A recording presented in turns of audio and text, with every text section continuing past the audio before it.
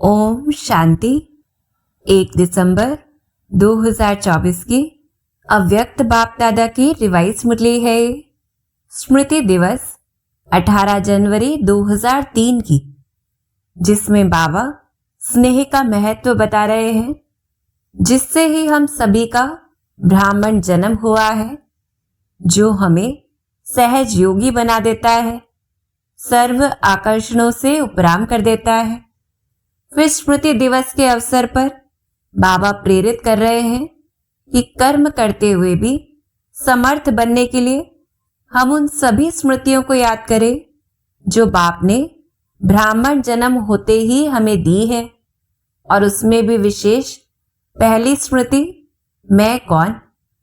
और ऐसा समर्थ बन कमजोर आत्माओं को समर्थ बनाने के लिए बाबा उमंग बढ़ाते, साथ ही परमात्मा अवतरण की संदेश रूपी अंजलि सबको देकर अपना उल्हाना खत्म करने के लिए श्रीमत भी देते। फिर रूहानी नशा स्थायी हो जाए, उसके लिए ब्रह्मा बाप के प्रैक्टिकल जीवन का उदाहरण देकर कर्म की स्टेज पर स्वमान के व अशरीरीपन के लंबे काल के अभ्यास के लिए अंडरलाइन करवाते, कर्मातीत अवस्था को प्राप्त कर फरिश्ता सो देवता बनने के लिए।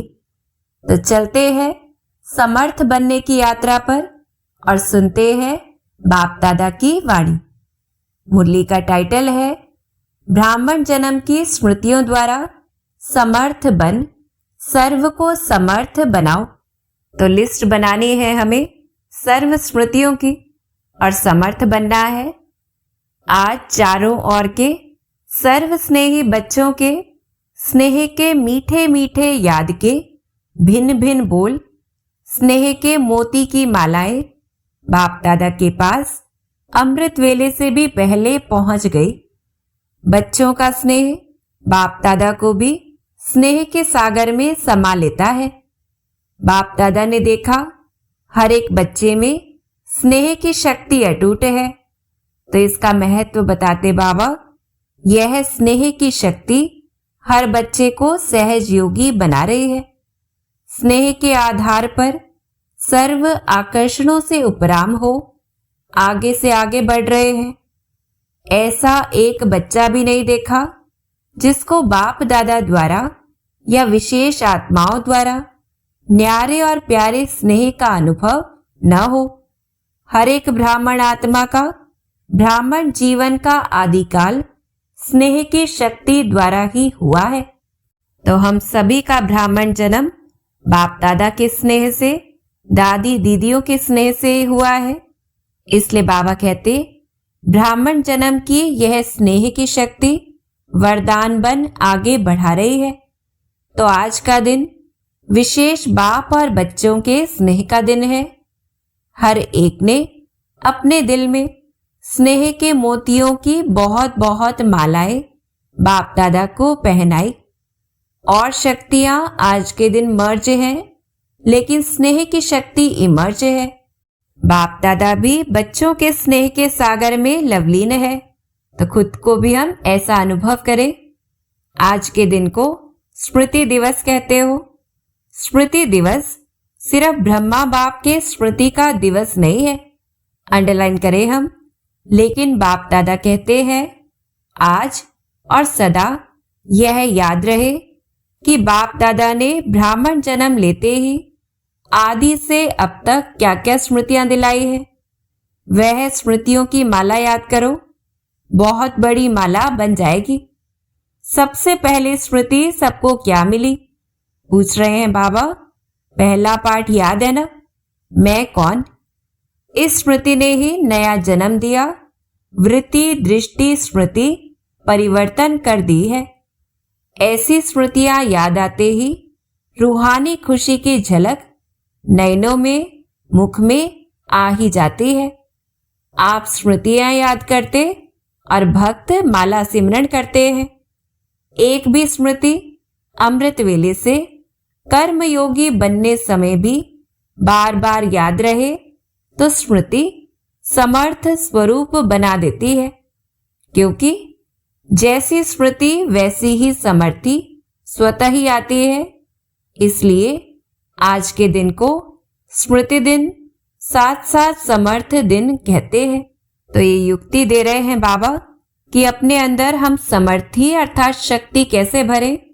जितनी हम स्मृतियों को इमर्ज करेंगे समर्थी आएगी। ब्रह्मा बाप सामने आते ही, बाप की दृष्टि पड़ते ही आत्माओं में समर्थी आ जाती है। सब अनुभवी है, सब अनुभवी है ना।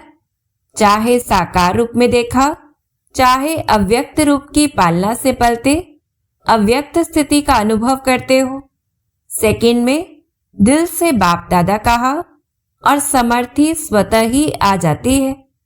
इसलिए ओ समर्थ आत्माएं, अब अन्य आत्माओं को अपनी समर्थी से समर्थ बनाओ। तो ऐसे बाप दादा से दृष्टि लेकर बाबा को याद करके हमें खुद के अंदर समर्थी बननी है। और बाबा कहते हैं उमंग है ना, है उमंग, असमर्थ को समर्थ बनाना है ना।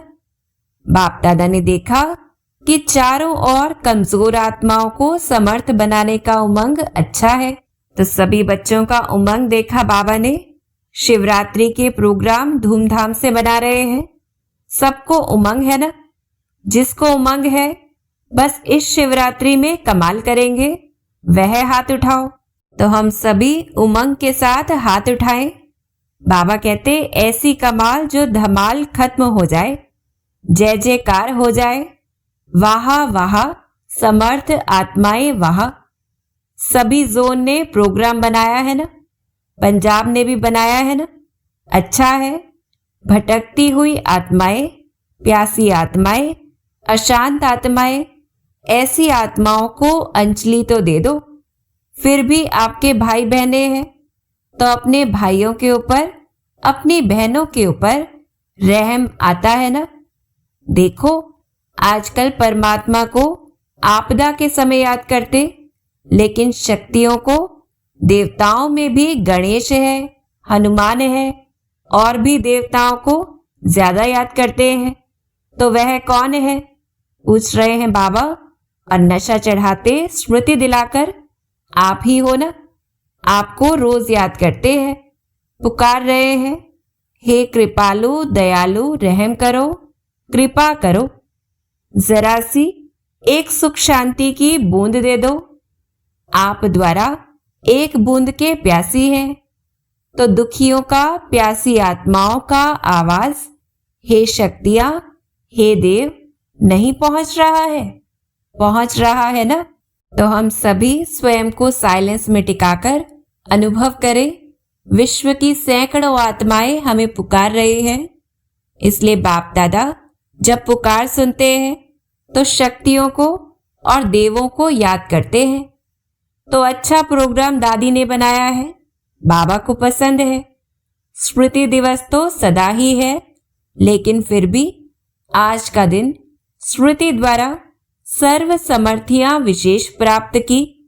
अब कल से शिवरात्रि तक बाप दादा चारों ओर के बच्चों को कहते कि यह विशेष दिन यही लक्ष्य रखो कि ज्यादा से ज्यादा आत्माओं को मनसा द्वारा, वाणी द्वारा व संबंध संपर्क द्वारा किसी भी विधि से संदेश रूपी अंजलि जरूर देना है। अपना उल्हाना उतार दो।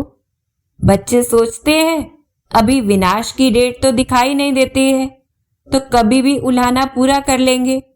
बाबा अंडरलाइन कराते, लेकिन नहीं, अगर अभी से उल्हाना पूरा नहीं करेंगे तो यह भी उल्हाना मिलेगा कि आपने पहले क्यों नहीं बताया। हम भी कुछ तो बना देते, फिर तो सिर्फ अहो प्रभु कहेंगे। इसलिए उन्हें भी कुछ कुछ तो वर्षे की अंजलि लेने दो, उन्हों को भी कुछ समय दो।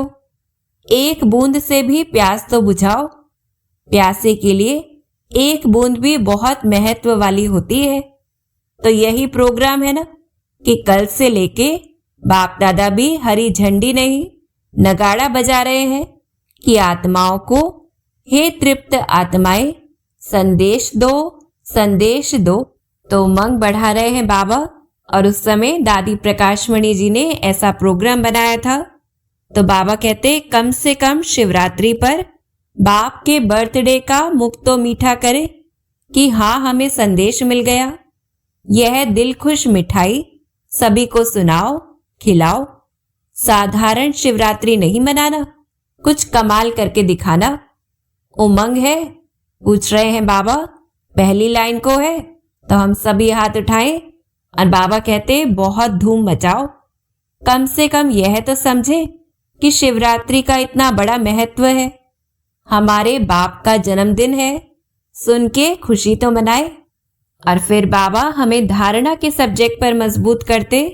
बाप दादा ने देखा कि अमृत वेले मेजॉरिटी का याद और ईश्वरीय प्राप्तियों का नशा बहुत अच्छा रहता है, लेकिन कर्म योगी की स्टेज में जो अमृत वेले का नशा है उससे अंतर पड़ जाता है।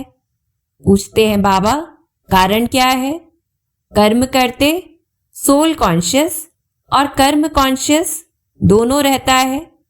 इसकी विधि है कर्म करते मैं आत्मा। कौन सी आत्मा? वह तो जानते ही हो, जो भिन्न भिन्न आत्मा के स्वमान मिले हुए हैं। ऐसी आत्मा करावन हार होकर इन कर्म इंद्रियों द्वारा कर्म कराने वाली हूं। यह कर्म इंद्रियां कर्मचारी हैं, लेकिन कर्मचारियों से कर्म कराने वाली मैं करावन हार हूं, न्यारी हूं। तो ये युक्ति दे रहे हैं बाबा। कर्म करते हुए पहली बात याद रहे कि मैं कौन, दूसरी बात याद रहे मैं कैसी आत्मा हूं। अपने स्वमान को रिवाइज करना है। तो बाबा उदाहरण देते, क्या लौकिक में भी डायरेक्टर अपने साथियों से, निमित्त सेवा करने वालों से सेवा कराते, डायरेक्शन देते, ड्यूटी बजाते भूल जाता है क्या कि मैं डायरेक्टर हूं?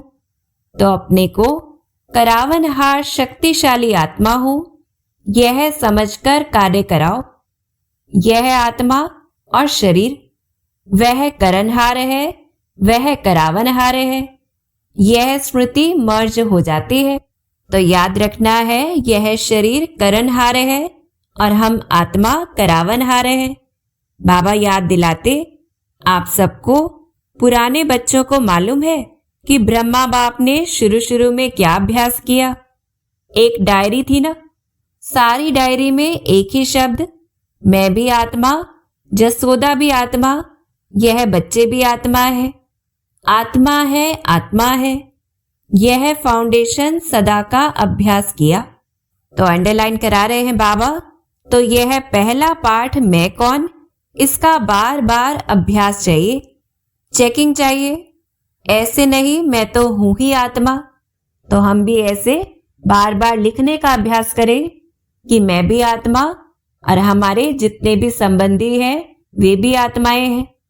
तो बाबा कहते, अनुभव करें कि मैं आत्मा करावनहार बन कर्म करा रही हूं। करनहार अलग है, करावनहार अलग है।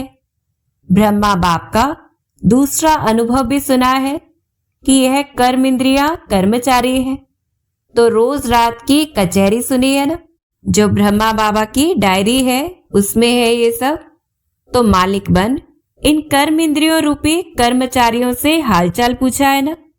तो जैसे ब्रह्मा बाप ने यह अभ्यास फाउंडेशन बहुत पक्का किया, इसलिए जो बच्चे लास्ट में भी साथ रहे उन्होंने क्या अनुभव किया कि बाप कार्य करते भी, शरीर में होते हुए भी, अशरीरी स्थिति में चलते फिरते अनुभव होता रहा। चाहे कर्म का हिसाब भी चुकतू करना पड़ा, लेकिन साक्षी हो, न स्वयं कर्म के हिसाब के वश रहे, न औरों को कर्म के हिसाब किताब चुकतू होने का अनुभव कराया। तो शरीर की बहुत ज्यादा पीड़ा रही, पर किसी को मालूम नहीं पड़ने दिया ब्रह्मा बाबा ने। इतना उनका अभ्यास था अशरीरीपन का। इसलिए बाबा कहते, आपको मालूम पड़ा कि ब्रह्मा बाप अव्यक्त हो रहा है? नहीं मालूम पड़ा ना? तो इतना न्यारा साक्षी अशरीरी अर्थात कर्माती स्टेज बहुत काल से अभ्यास की, तब अंत में भी वही स्वरूप अनुभव हुआ। अंडरलाइन करा रहे हैं बाबा, यह बहुत काल का अभ्यास काम में आता है। ऐसे नहीं सोचो कि अंत में देह भान छोड़ देंगे। नहीं, बहुत काल का अशरीरीपन का, देह से न्यारा करावनहार स्थिति का अनुभव चाहिए। और कोई कहे कि हमारी तो उम्र छोटी है, तो ऐसे में भी बाबा कहते अंतकाल चाहे जवान का, चाहे बूढ़ा है, चाहे तंदुरुस्त है, चाहे बीमार है, किसका भी कभी भी आ सकता है। इसलिए बहुत काल साक्षीपन के अभ्यास पर अटेंशन दो। चाहे कितनी भी प्राकृतिक आपदाएं आएंगी, लेकिन यह अशरीरीपन की स्टेज आपको सहज न्यारा और बाप का प्यारा बना देगी। इसलिए बहुत काल शब्द को बाप दादा अंडरलाइन करा रहे हैं। तो होमवर्क दे रहे हैं बाबा, क्या भी हो सारे दिन में साक्षीपन की स्टेज का, करावन हार की स्टेज का, अशरीरीपन की स्टेज का अनुभव बार बार करो, तब अंत मते फरिश्ता सो देवता निश्चित है। बाप समान बनना है तो बाप निराकार और फरिश्ता है। ब्रह्मा बाप समान बनना अर्थात फरिश्ता स्टेज में रहना। जैसे फरिश्ता रूप साकार रूप में देखा, बात सुनते, बात करते, कारोबार करते अनुभव किया कि जैसे बाप शरीर में होते न्यारे हैं। कार्य को छोड़कर अशरीरी बनना, यह तो थोड़ा समय हो सकता है, लेकिन कार्य करते समय निकाल अशरीरी पावरफुल स्टेज का अनुभव करते रहो। तो कार्य करते हुए ऐसा ट्रैफिक कंट्रोल बीच बीच में करना है। आप सब फरिश्ते हो, बाप द्वारा इस ब्राह्मण जीवन का आधार ले संदेश देने के लिए साकार में कार्य कर रहे हो। तो इस स्वमान में स्थित होना है। और अंडरलाइन कराते बाबा, फरिश्ता अर्थात देह में रहते देह से न्यारा। और यह एग्जाम्पल ब्रह्मा बाप को देखा है, असंभव नहीं है। देखा, अनुभव किया। जो भी निमित्त है, चाहे अभी विस्तार ज्यादा है, लेकिन जितनी ब्रह्मा बाप की नई नॉलेज, नई जीवन, नई दुनिया बनाने की जिम्मेवारी थी, उतनी अभी किसकी भी नहीं है। तो एहसास करा रहे हैं बाबा, क्योंकि उस समय तो ब्रह्मा बाबा अकेले थे, उन्हें ये ज्ञान सबको देना था और उनके द्वारा संगठन तैयार बाबा को करवाना था। लेकिन इस समय तो संगठन तैयार है, इसलिए बाबा कहते तो सबका लक्ष्य है ब्रह्मा बाप समान बनना अर्थात फरिश्ता बनना, शिव बाप समान बनना अर्थात निराकार स्थिति में स्थित होना। तो पूछते हैं बाबा, मुश्किल है क्या? बाप और दादा से प्यार है ना, तो जिससे प्यार है उस जैसा बनना। जब संकल्प भी है बाप समान बनना ही है, तो कोई मुश्किल नहीं, सिर्फ बार बार अटेंशन। तो पुरुषार्थ का मुख्य आधार ही अटेंशन है।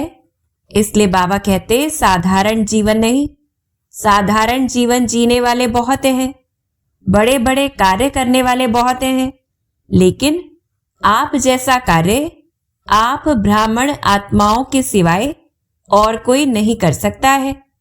तो आज स्मृति दिवस पर बाप दादा समानता में समीप आओ, समीप आओ, समीप आओ का वरदान दे रहे हैं। सभी हद के किनारे, चाहे संकल्प, चाहे बोल, चाहे कर्म, संबंध, संपर्क, कोई भी हद का किनारा, अपने मन की नैया को इन हद के किनारों से मुक्त कर दो। अभी से जीवन में रहते मुक्त, ऐसे जीवन मुक्ति का अलौकिक अनुभव बहुत काल से करो। तो बाप समान बनने के लिए ऐसा मुक्त बनना है।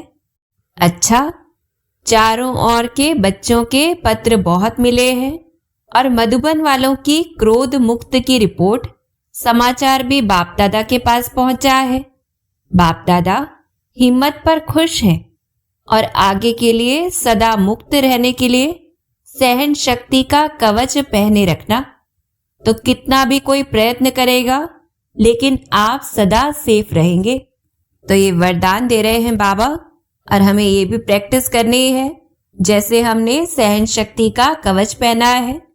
फिर बाप दादा हम बच्चों को याद प्यार दे रहे हैं, हम अनुभव करें ऐसे सर्व दृढ़ संकल्पधारी सदा स्मृति स्वरूप आत्माओं को, सदा सर्व समर्थियों को, समय पर कार्य में लाने वाले विशेष आत्माओं को, सदा सर्व आत्माओं के रहम दिल आत्माओं को, सदा बाप दादा समान बनने के संकल्प को साकार रूप में लाने वाले ऐसे बहुत बहुत बहुत प्यारे और न्यारे बच्चों को बाप दादा का याद प्यार और नमस्ते।